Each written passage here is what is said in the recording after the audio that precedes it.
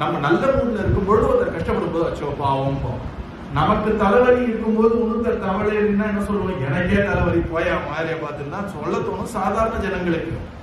ஆனா ஒரு மகானா இருக்கக்கூடிய பக்தியா இருக்கக்கூடியவள் என்ன பண்ணுவான்னா, தான் தலைவலியில இருக்கும் பொழுது கூட இன்னொருத்தருடைய கஷ்டத்துல புத்தியை செலுத்துவா.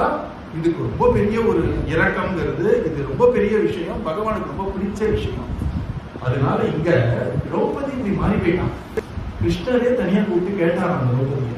சூரதாசர்னு ஒரு பெரியவர் சொல்ற, என்னமா திரௌபதி இப்படி பேசிட்டியே, நீ இப்படி இருந்தவ கிடையாதே நீன்னு அவனை கிருஷ்ண விளையாட்ட கேட்கிறான். கிருஷ்ணர் ரொம்ப சந்தோஷம். திரௌபதி மற்றவர்களுடைய ஒரு குறையை பார்த்து கஷ்டத்தை பார்த்து தான் அந்த கஷ்டத்தை அனுபவிக்கிறானோ அதுதான் மனிதம். மனிதம்னு எல்லாம் பேசுறாங்களே, இதுதான் உண்மையான மனிதம் இல்லையா? அப்படிப்பட்ட மனித தன்மை ஒரு தெய்வத்தன்மை மாதிரி உனக்கு வந்து எப்படிமா வந்து அப்படின்னு கேட்கும் பொழுது திரௌபதி சொல்ற,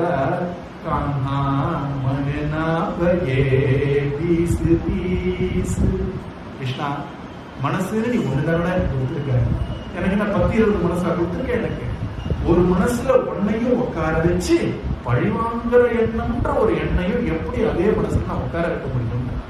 நீ உட்காரக்கூடிய அந்த இதயத்துல ஒருத்தன் மேல நான் பழிவாங்கணும், அவனை அழியணும் அப்படின்ற வெறுப்புணர்வு எனக்கு எப்படி வரும்? எங்க கிருஷ்ணன் இருக்கானோ அதே ஒரு ஆசனத்துல காழ்ப்புணர்வு அப்படின்ற ஒரு உணர்வு எப்படி வர வைக்க முடியும்? எல்லாம் நீ பண்றதுதானே கிருஷ்ணான்னு திரௌபதி சொல்றாளா.